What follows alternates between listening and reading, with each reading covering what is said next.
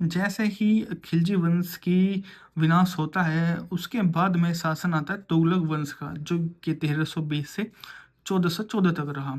इसके संस्थापक थे गयासुद्दीन तुगलक। गयासुद्दीन तुगलक ने कुएं व नहरों का निर्माण कराने वाला ये प्रथम शासक था। इसका टाइम पीरियड था 1320 से 25 तक। दिल्ली के समीप समीप जो पहाड़ियों पर इसने नया तुगलकाबाद रोमन शैली में बनवाया था, तथा इसमें एक दुर्ग छप्पन कोट नाम भी इसमें ही शामिल था। इसकी मृत्यु हुई थी 1325 में बंगाल से लौटते हुए जूना खां द्वारा निर्मित लकड़ी के भवन में दबकर इसकी मृत्यु हो गई थी। उसके बाद में आ जाते हैं शासन की गद्दी पर मोहम्मद बिन तुगलक, जिनको जूना खां भी बोला जाता है। इसने क्या काम करा, राजधानी दिल्ली से दौलताबाद ही ले गया 1325 में। ठीक है। कृषि के विकास के लिए अमीर कोही नामक इसने एक विभाग की स्थापना की। मुद्रा कांसा फरिश्ते के अनुसार, तांबा बरनी के अनुसार इसने सिक्के भी चलवाए थे। सती प्रथा को रोकने का इसने प्रयास किया था। ठीक है। दर्शन में ये निपुण था। ठीक है दोस्तों, दर्शन जो होता है उसमें ये निपुण था। इसको प्रिंस ऑफ मनियर से बोला जाता है। ये व्यवहारिक राजनेता नहीं था, मतलब सामान्य बुद्धि का इसमें अभाव था। इसको संवेदनशील, पागल व रक्त पिशाचु भी बोला गया था। इब्न बतूता जो मोरक्को अफ्रीका में आया था 1333 में, भारत में तुगलक ने काजी नियुक्त किया था। पुस्तक इसकी एक पुस्तक थी रहेला, और इसके बारे में और बात करूँ तो मोहम्मद तुगलक ने के समय की घटना का जिसमें वर्णन देखने को मिलता है।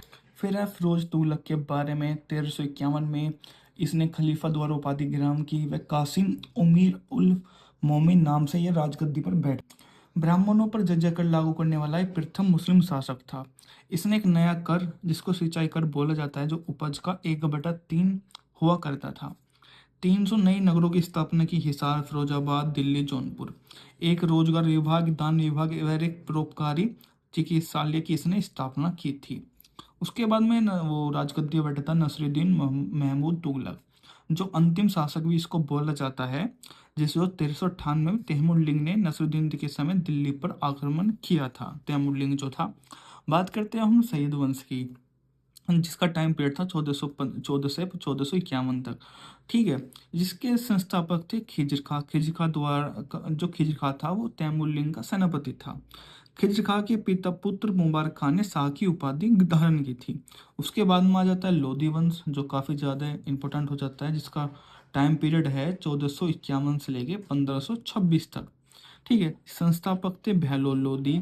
दिल्ली पर अफगान राज्य की स्थापना इसने ही की थी। अपने सरदारों को ये मकसद ए अली नाम से बोला जाता था, और ये जब वे खड़े होते थे इसके सरदार, तो ये भी स्वयं भी खड़ा होता था। मतलब ये बहुत ज़्यादा उनके प्रति सहानुभूति रखता था।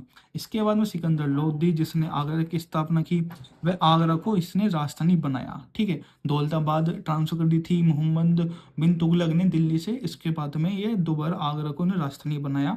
वह गुलरुखी शीर्षक नाम से फारसी कविता इसने लिखी। इब्राहिम लोदी जो था 1526 में पानीपत का युद्ध में जिसकी मृत्यु हुई थी। बाबर को भारत पर आक्रमण करने का निमंत्रण पंजाब के शासक जो थे दौलत खां लोधी व इब्राहिम लोदी के चाचा आलम खान ने ही दिया था, जिनके बुलावे पर यह यहाँ पर आया था। ठीक है दोस्तों, तो ये थे इस वीडियो में। मैंने आपको एक बार में एक छोटा सा रिव्यू दे रहा हूँ। मैंने पहले आपको पढ़ाया था तुगलक वंश, जिसका टाइम पीरियड था 1320 से 1414 तक। उसके बाद मैंने पढ़ाया था आपको सैयद वंश, जिसका टाइम पीरियड था 1414 से लेकर 1521 तक। तो ये इसके बाद में एक और वंश था लोधी वंश। तो ये इस वीडियो में खास था। तो मिलता हूँ आपको अगले वीडियो में।